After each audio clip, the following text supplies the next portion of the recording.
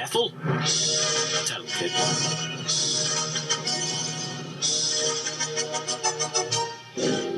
There's no business like show business, like no business I know.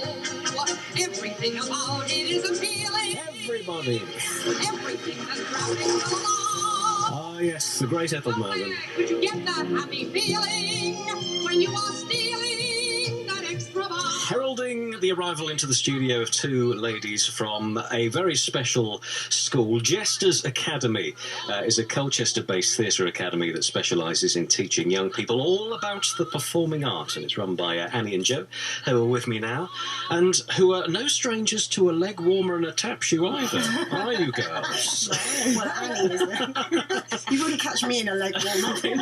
What about a tap shoe? Oh, well, maybe the one. Maybe, yes. Just tell us about your background, first of all, before we get on to how Jesters was formed and what they do. Okay, well, I'm Jo, and my background is that I've been in a lot of West End musicals. I'm a professional actress and singer. Been in all the biggies, Les Mis, Oliver, Rocky Horror Show. The list kind of goes on and on. Now I sing with bands. I do a lot of gigs locally as well, sort of all musical theatre. And really, what I was wanting to do was bring a bit of musical theatre to Chelmsford, really, because I live in Chelmsford. I live around the corner. So we opened up Jesters Theatre Academy, myself and Annie, about a year ago. Was that kind of filling a gap in the market, or was there nothing else around Essex before that? There are theatre schools, but I think what's special about our school is that we keep the numbers quite small. Yeah. So it's a real family atmosphere. We all have a giggle. We know every single child. We know what they're all capable of. We nurture every single child. Everyone gets an opportunity to perform to their strengths, their personal strengths. And off the back of the youth theatre, all these other classes seem to be growing. We've also started a musical theatre choir called Show Choir, which we rehearse at Marconi's on Beehive Lane, and that is basically all ages, from children up to 80-year-olds, 90-year-olds, and it's really? all It's not sorts just of shows. not just for youngsters then. Oh no! Oh, you're open to all. Oh, we are open to all. I think our youngest is 8, but we're just starting some Broadway babies, so our youngest will then be 2, my son, which will be one of them, Yes. and our oldest is an 80-year-old man. We won't name him. No. Because he probably wouldn't appreciate that. He might be one of these, but I'm 80, you know. I'm still proud. doing this. Yeah. Aren't I amazing? Yeah. Do you, as performers, do you miss performing? Well, I still perform, so I don't do the 8 shows a week on tour because I've had children, and obviously my career sort of went off in a different direction. But I do a lot of gigs, a lot of cabaret. I do a lot of recording, voiceovers, session work. She is available. She is available. So, and what's nice about Annie and I is that I'm sort of come from the practical perspective, whereas Annie is the proper grown-up teacher. I mean, she's not grown up, believe you me, she's not. Look grown up. No, she looks about 10. But she's the one who's passed all the exams, and I'm going to show off about her. She's just got 96% for her musical theatre teacher exam that she did the other week, so we're very proud of her. So Annie kind of does all the grown-up stuff, and I do all the kind of the fun, let's all sing and let our hair down. I'm intrigued by this exam. What did you have to do for that? Well, it's an IDTA exam, so basically it's like a dance teaching exam, so I had to go on a course, learn loads of stuff, do a 2-hour practical, and and I passed with flying colours. Was that up in London or something? I went for training in London, but yes, and the exam was in London as well, it was in Forest Hill. And now I can put pupils through their musical theatre exams, through dance exams, through things that add for their UCAS points. It all adds to the Theatre Academy. Yeah. So the spectrum there is quite large, is it, at Jesters, in what you teach? It's not just musical theatre, no, it's drama and other stuff? Yeah, we do drama as well. I mean, obviously we teach skills and techniques. I think the place we're coming from, we have a lot of fun. It's very relaxed. It's like a family atmosphere, and it's the same with the choir as well. We want everyone to be a big team and everybody supporting each other. But on saying that, it's not big. We don't want too many because then we wouldn't know them all. Yes. So, you know, it's a very sort of individual. It's like the youth theatre isn't your typical youth theatre either. You don't do an hour of singing, hour of acting, hour of dancing. We just go organically and think, okay, we'll do drama for this bit, and then we'll do a bit of singing, and then a bit of dancing.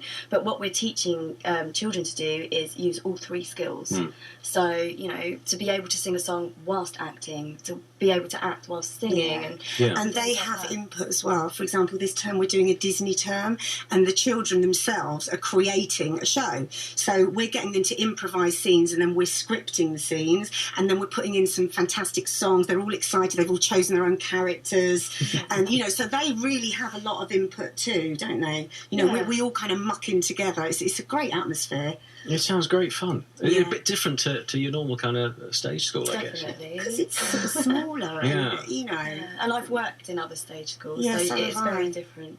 Yeah. And, I mean, is it, you say you're kind of embracing everybody, but is it easy to spot somebody that comes in that has the X factor, has that certain something you think, yeah, you've got...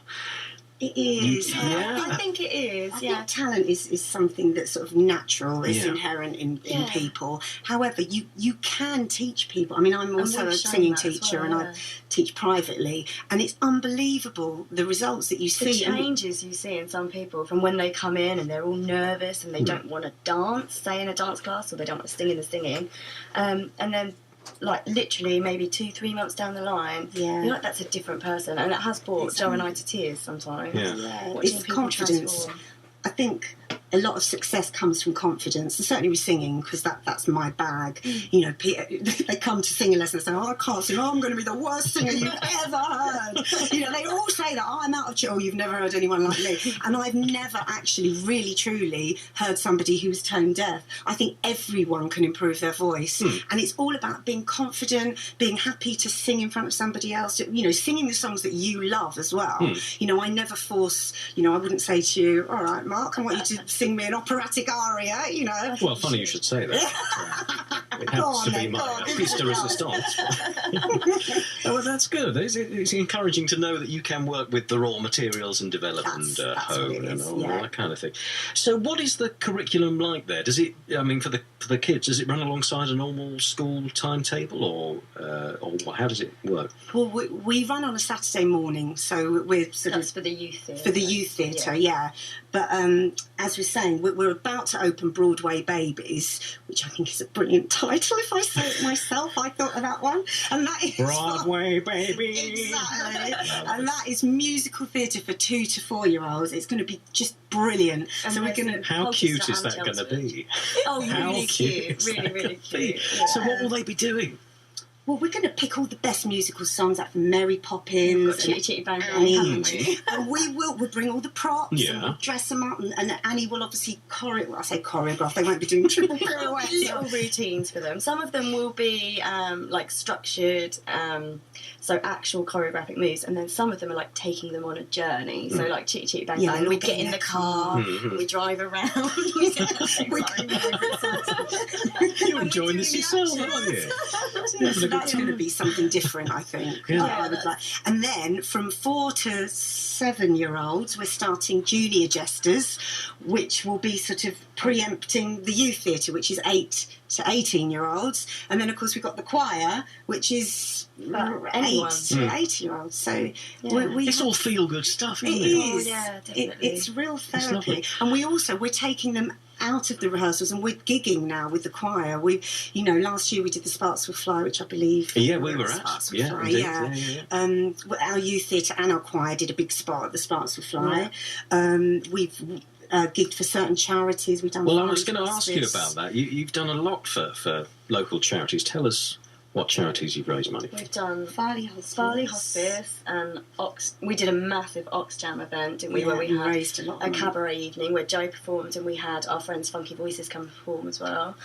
Yeah. Is that Oxfam related then? Yes, it is. It's like a massive music festival that goes throughout October, and like you can just go to random gigs, and we were just one of the one of the cabaret nights. It was a brilliant night. Yeah. So, and because we're at Marconi's, any event that they do at Marconi's, of course, they always invite us to be a part of it. So we've done quite a lot of Help the Heroes We've gigs done as a lot of well. Help the Heroes work. And we've got one coming up, haven't we? Yeah, we've got one for Little Havens Children's Hospice on February the 10th at Marconi's, 11:30 till 4:30. You just drop in. There'll be loads of stalls. I think there'll be lots of things for you to try out. It's their ethos is try something new whilst raising money for charity. So you can do like Latin classes. You can listen to our choir sing, see our kids dancing.